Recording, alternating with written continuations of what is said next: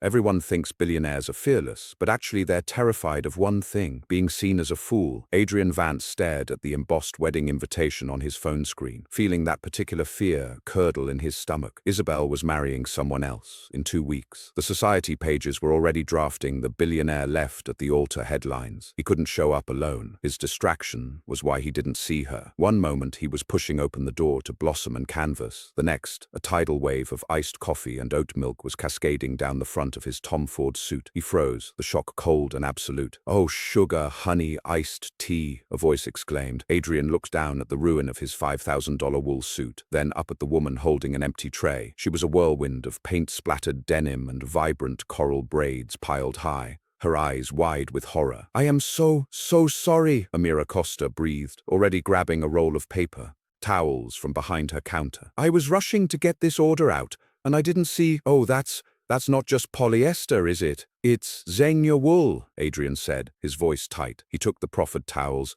dabbing uselessly at the deep brown stain now blooming across his chest. The scent of coffee and vanilla was overwhelming. "Right, of course it is," she winced, watching the stain spread. "Look, I'll pay for the cleaning. Just send me the bill." She gestured vaguely to her shop, a colorful chaos of canvases, palettes, and lush floral arrangements. "It might take a few installments, but I'm good for it." Before he could formulate a cutting reply, an elderly customer approached holding a wilting orchid. "Amira, dear, is there any hope?" Adrian watched, mesmerized, as the woman's panic over his suit transformed into gentle focus. "Mrs. Henderson, there's always hope. Let's get you a fresh one, and I'll see if I can nurse this warrior back to health on my own dime, okay?" Her kindness wasn't performative, it was innate, like breathing. She handled the customer, the spill, and a ringing phone with a frazzled but capable grace. Adrian, the master of billion-dollar deals, stood feeling strangely useless in a puddle of latte. He left without another word, but her face, the genuine apology, the resilient spark in her eyes, stayed with him. The seed of a desperate, crazy idea took root. Hours later he returned. The closed sign was up, but he could see her inside, hunched over a ledger, her head in her hands. He tapped on the glass. She jumped, then recognition and fresh dread flooded her features. She unlocked the door. "You came back with the bill. I figured you would." "Not exactly."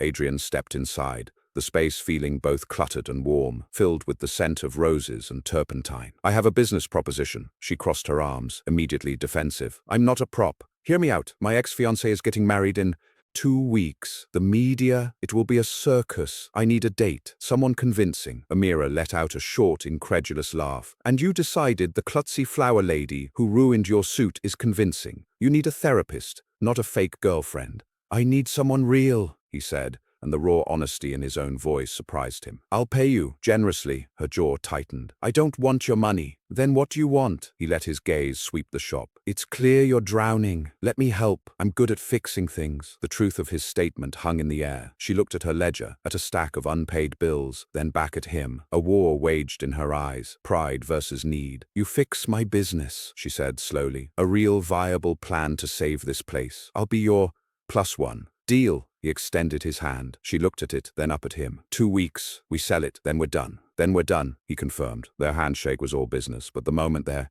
skin touched, a current, sharp and unexpected, jolted between them. They both pulled back as if burned. The arrangement had begun. "Hey, True Spark family, if you're already hooked, you need to see what happens next. Don't forget to smash that like button. It helps more people find our stories. Comment below right now and tell me, would you make a deal with a billionaire? Let me know what city you're joining us from and the time there. I love hearing from you all." The training began. It was a crash course in each other's universes. For Adrian, Amira's world was a symphony of controlled chaos. He spent an evening in her shop, helping with inventory. "You categorize expenses by feeling?" Adrian asked, staring at her color-coded yet entirely nonsensical ledger. "By project," she defended, pointing. "Pink is Mrs. Rix's anniversary. Yellow is gallery wall dreams. Red is mom's meds." He looked up. "You fund your mother's medication through your art?" Amira's posture stiffened. "It's none of your business." She changed the subject. "My turn. Your world. What's the script? Am I a gallery owner? A philanthropist?" "You're you," he said, closing the ledger. "Just a more polished version. These society events, they're full of people playing parts. Your authenticity will be your armor." His first test was a charity gala. He watched her enter the ballroom in an emerald gown he'd provided, looking like she'd rather be anywhere else. But then a stuffy board member cornered them, droning about market fluctuations. Adrian braced for awkwardness. Amira listened, then smiled. "It sounds like you're trying to predict the wind. My medium is watercolors. If I try to control the flow too much, the whole painting is ruined. Sometimes you have to let the market breathe a little, don't you think?" The board member, a notorious curmudgeon, stared, then let out a genuine laugh. "Refreshing. Adrian, where have you been hiding this one?" Later on the balcony, under string lights, Adrian was quiet. "You were brilliant in there." "I was terrified," she admitted, sipping champagne. "Everyone was a shark in a tuxedo. You tamed the biggest one." He looked at her, truly looked, the way the city lights reflected in her eyes. "Why does your mother need help?" Amira sighed, the facade dropping. "Lupus. Some days are good. Some days she can't get out of bed. I manage her care, her pills, her appointments. The shop is our only income." The vulnerability was a gift, and it cost her. He didn't offer money. Instead, he said, "Tell me about your gallery wall dream." Her face lit up, and for the next hour, she painted a picture with words, a community space, local artists, classes. He listened, adding sharp business questions that didn't feel like attacks, but like someone building a framework for her vision. The following night, he found himself at her tiny apartment for a coaching session. He was met at the door by a graceful woman with Amira's eyes and a warm smile, leaning on a cane. "You must be Adrian. I'm Rosa. Amira's talked non-stop about your business ideas." "Mom," Amira hissed, cheeks flushing. "She's usually talking about stubborn clay or wilting peonies, so this is a nice change." Rosa winked, retreating to her room. Alone in the cozy living room, Adrian saw the evidence of struggle: medical pamphlets, a pill organizer, a heated blanket. He saw the love too, Amira's paintings of her mother everywhere. "She's the reason," Amira said softly, following his gaze. "For everything." Adrian felt a pang so deep it stole his breath. He'd stepped up for his father, for the company. He understood duty, born of love. It was a bridge between their two worlds. He pulled out his phone, scrolling past finance apps, and showed her an old photo. A younger Adrian, hair longer, smiling widely with a guitar strapped to his back in a dusty recording studio. "I was going to produce music," he said, his voice rough. "Then, my dad had a stroke. The company was a battleship, heading for an iceberg, so I put on the suit." He put the phone away. "I saved it and buried that guy in the photo." Amira reached out, her fingers brushing his arm. "He's not buried. He's just waiting for an encore." In that quiet moment, the contract between them frayed. This wasn't practice. This was two people seeing each other for the first time. True Spark Crew. The tension is real. Are you feeling it? Comment below right now with Encore if you think Adrian and Amira are falling for real. Don't forget to subscribe and hit the like button so you don't miss what happens at the wedding. Tell us your city and the time. I read every single comment. The pre-wedding brunch was a battlefield of pastel and pretense. Amira held Adrian's arm, her knuckles white. "Remember," he murmured, his lips close to her ear. "They're all just sharks in seersucker." She managed a wobbly smile. Then she saw her, Isabel. She was a vision of icy blonde elegance, her laugh a perfect tinkle that grated down Amira's spine. Adrian's hand tightened on hers. "Adrian," Isabel glided over, air kissing his cheeks. "You look well, and this must be the mysterious Amira I've heard whispers about." "Congratulations on your wedding," Amira said, her voice steady. She'd practiced that line. "Thank you, darling. It's such a surprising match." Isabel's eyes scanned Amira, from her professionally styled braids to the borrowed designer heels. "Adrian always had such a specific type. You must be very special." The condescension was a masterclass. Adrian stepped slightly in front of Amira. "She is." Later, as Amira escaped to the powder room, Isabel followed. The gracious mask dropped. "Let's skip the games," Isabel said, checking her lipstick in the mirror. "I know what you are." Amira's heart hammered. "I don't know what you mean." "The deal, the arrangement. Please, Adrian is painfully predictable when he's hurt." Isabel turned, her gaze not unkind, but piercing. "But I saw the way he looked at you when you talked about your little flower shop. He looked at me like I was a prized asset. He looks at you like you're a revelation. That terrifies him." Amira was speechless. "He'll try to fit you into his world, his boxes," Isabel continued, washing her hands. "Don't let him. That man with the guitar in the old photo, he's the one you want. Don't let Adrian Vance, the billionaire, screw this up." With a final, inscrutable smile, she left. The words echoed in Amira's head for the rest of the event. A revelation terrifies him. Was any of this real, or was she just a fascinating, chaotic interlude before he returned to his real life? The drive back to her shop was silent. The air crackled with unsaid things. Once inside, the dam broke. "This was supposed to be transactional," Amira exploded, throwing her clutch onto a work table. "A business deal. Now your ex-fiancé is giving me love advice. And you're looking at me like that." "Like what, Amira?" Adrian challenged, his own control snapping. "Like I'm real," she shouted. "I'm not real in your world, Adrian. I'm a fantasy.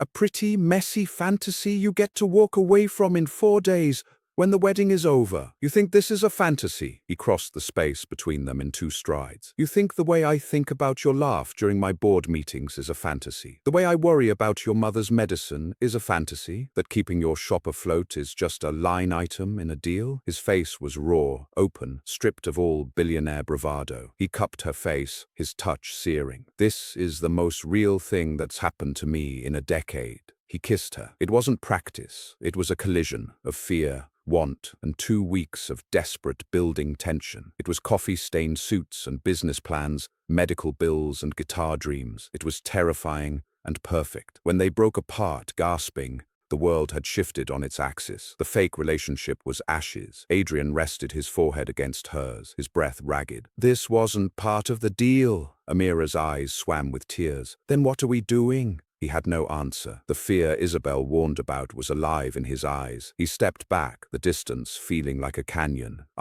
I need to think." He left her standing alone in the middle of her shop, surrounded by the dying flowers and half-finished paintings of a life that suddenly felt completely alien. "Oh my goodness, that kiss. What is happening? Are you screaming at your screen right now?" Comment Team Adrara if you're shipping them. Don't forget to like this video. It tells YouTube you want more. Where in the world are you watching? Tell me your city and time. For 2 days, there was only silence. The wedding was tomorrow. Amira moved through her shop like a ghost, jumping every time the bell chimed. It was never him. The shop was busy, thanks to subtle changes Adrian had suggested. It felt like a betrayal. Her success was tied to him, and now he was gone. Her phone buzzed. Her mother's caretaker, Rosa, having a flare-up, taking her to urgent care. Cold dread washed over Amira. She locked the shop, her hands shaking. In the taxi, she stared at her phone. The last thread of pride snapped. She texted Adrian, "Can't do the wedding tomorrow. Mom's sick. At City West Urgent Care. Sorry to break the deal." She put the phone away, tears of fear and exhaustion blurring the passing city. She was alone. Again. Adrian was in a board meeting, arguing over quarterly projections, when his phone lit up. He saw her name and a cold fist clenched his heart. He read the message once, twice. "Mr. Vance? Your thoughts on the Asian market volatility?" Adrian stood up. Every executive at the long mahogany table stared. "Handle it," he said to his stunned CFO. He grabbed his jacket and walked out, not hearing the whispers that followed him. "Billionaire running again." Amira sat in the sterile beige waiting area, holding her mother's cane. Rosa was behind a curtain, being assessed. The fear was a physical weight. Then a shadow fell over her. She looked up. Adrian stood there. He wasn't in a suit. He wore dark jeans and a simple grey sweater, his hair slightly mussed, like he'd run his hands through it repeatedly. He looked more like the man in the guitar photo than she'd ever seen. "What are you doing here?" she whispered, her voice cracking. "The wedding is tomorrow," he finished, sitting beside her. "Not too close, just there. You should be there. You need to be seen." "I need to be here," he said simply, his gaze fixed on her face. "How is she?" The kindness undid her. A sob escaped. "I don't know yet. It's a bad one." He didn't offer empty platitudes. He didn't pull out his wallet to fix it. He just sat with her in the terrible, quiet fear. After a long moment, he reached over and took her hand, lacing his fingers through hers. It was an anchor. Hours later, Rosa was stable, admitted for observation, but resting comfortably. The crisis had passed. Amira felt hollowed out. They stood outside the hospital under the sodium glow of the streetlights. The city hummed around them. "I finished your business plan," Adrian said, pulling a tablet from his bag. He handed it to her. Amira scrolled through it. It was beautiful. Not just numbers and graphs, but a vision, a sustainable expansion for Blossom and Canvas,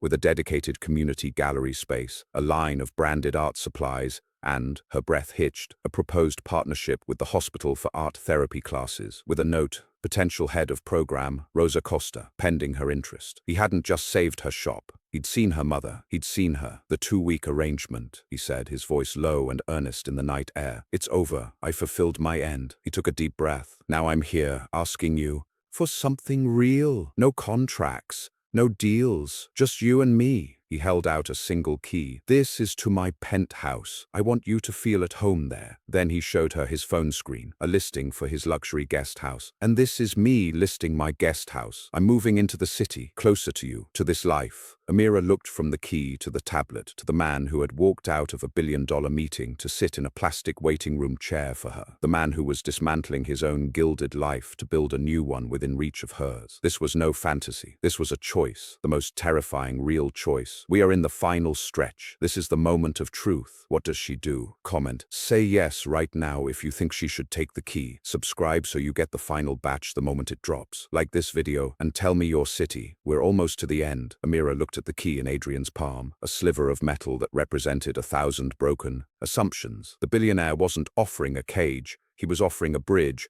and he was building most of it from his side. She took the key. The metal was warm from his hand. Just you and me, she repeated, her voice barely a whisper. No deals. No deals, he vowed, his eyes holding hers with the intensity that made the hospital lights fade away. She kissed him then, not as a shock or a revelation, but as a promise. It was soft, certain, and tasted of coffee and hope, and a future they would now paint together. 1 month later, the society blogs buzzed with photos from Isabel's wedding. The bride was radiant. Notably absent from the guest list was Adrian Vance. Instead, on a sunny Saturday morning, a new sign was being mounted above the door of Blossom and Canvas. The old faded lettering was replaced with fresh, bold script, Blossom and Canvas Studio and Gallery. In smaller, elegant script beneath it, Business Strategy by Vance Consulting. Adrian, in paint-splattered jeans and a worn-out t-shirt, steadied the ladder. Amira, perched above him, adjusted the final letter. Left a little, down a touch. Perfect. Rosa, looking healthier and leaning lightly on her cane, watched from the doorway, a proud smile on her face. The shop behind her was transformed, brighter, with a new gallery wall featuring local artists and a small corner set up for the art therapy classes she would start teaching the following week. Amira climbed down, and Adrian caught her by the waist, spinning her once before setting her down. She laughed, the sound free and full. Best business deal I ever made, Adrian said, brushing a streak of paint from her cheek. It wasn't a deal, she corrected, wrapping her arms around his neck. It was a collision, and we're still putting the pieces together. I like our mosaic, he murmured, kissing her. They walked inside their mosaic, their messy, beautiful, authentic blend of spreadsheets and watercolors, boardrooms and flower beds, high stakes and home care. It wasn't a fantasy. It was a choice they made every single day. And that true spark family is how a spilled latte and a broken heart led to a love built not on a convenient lie, but on an authentic choice. Sometimes the most real things start with the messiest collisions. If this story sparked something in you, share it with someone who needs to believe in unexpected love. We have so many more incredible true stories coming. Comment below right now and tell me, what was your favorite moment? Would you have taken the key? I love hearing your thoughts. Don't forget, like this video. It helps our channel grow. Subscribe and hit the bell so you never miss a true spark story. Tell us where you're watching from, city and time. I shout out locations every day. Thank you for watching, for believing in second chances, and for being part of our story-loving community. Until next time, keep believing in your own spark.